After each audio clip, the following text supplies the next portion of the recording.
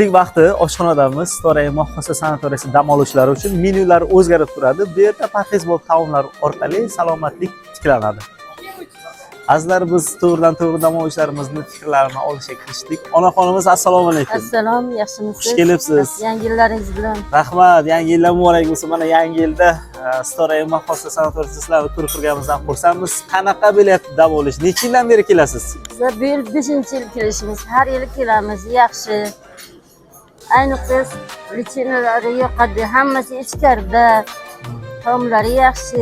Eng asosiysi, chunki siz parafin va shunga o'xshash muolajalarni olganingizda albatta harorat bir xil bo'lishi kerak. Bu bir xil harorat Storay Moxosa sanatoriyasida tashkil etilgan.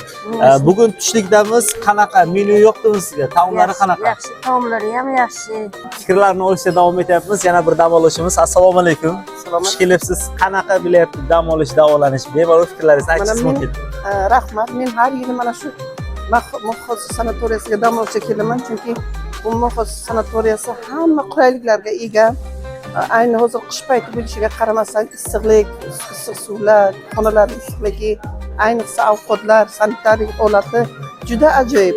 Shuning uchun ham mana shu qish fasliga o'zimiz Buxorolik bo'lganimiz uchun Buxorodagi sanatoriy Moxosa sanatoriyaga kelamiz.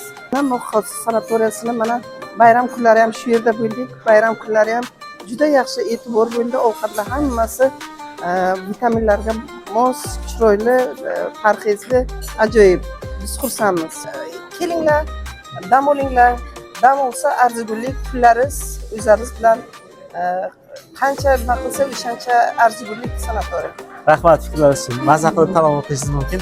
Azizlarimiz, demak, eshitganingizdek, ko'rganingizdek, anglaganingizdek, bilganingizdek Storay Moxosa sanatoriyasi xalq mehrini qozongan maskan.